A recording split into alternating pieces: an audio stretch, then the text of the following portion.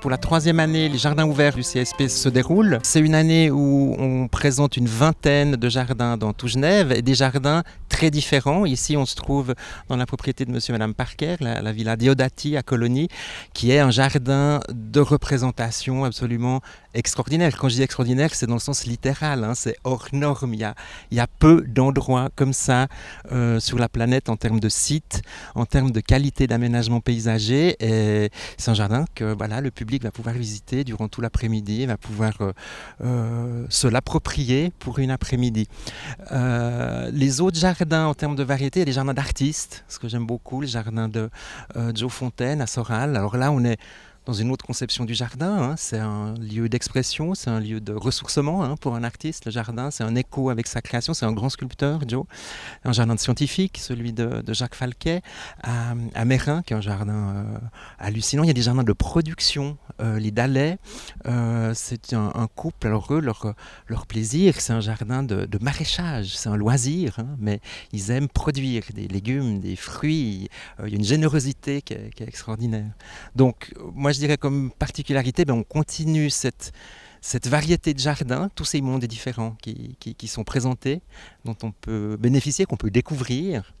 Et puis c'est toujours cette alliance entre des propriétaires qui sont ouverts à mettre à disposition leur lieu pour une demi-journée, pour une journée, ça coule pas de source, des bénévoles qui assurent tout le travail qu'on pourrait pas faire, et puis le public qui va venir nombreux et qui va payer pour visiter ces jardins et à notre bénéfice, au bénéfice du CSP.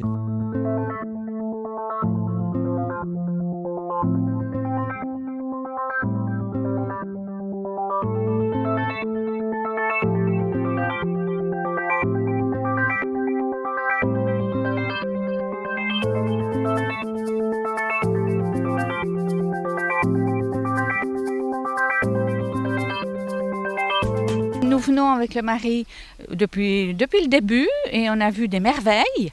Et aujourd'hui, c'est clair qu'à Colonie, avec cette roseraie, on ne peut pas faire mieux. C'est magnifique.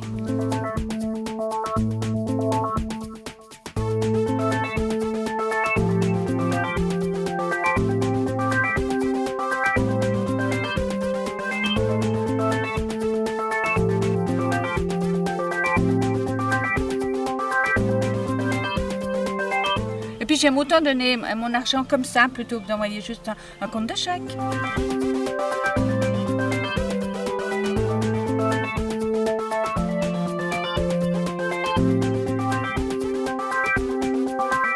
Je me réjouis de faire une visite des jardins de cette villa Diodati à Colonie. En fait, ce sera une visite principalement littéraire parce que cette villa a été marquée par un événement dans l'été 1816. C'était un été sans soleil, très froid, où Mary Shelley était en visite chez Lord Byron. Elle a eu cette intuition fantastique d'inventer la science-fiction avec le personnage de Frankenstein, qui, dans l'histoire qu'elle écrit, vit dans cette villa au bord du lac Léman.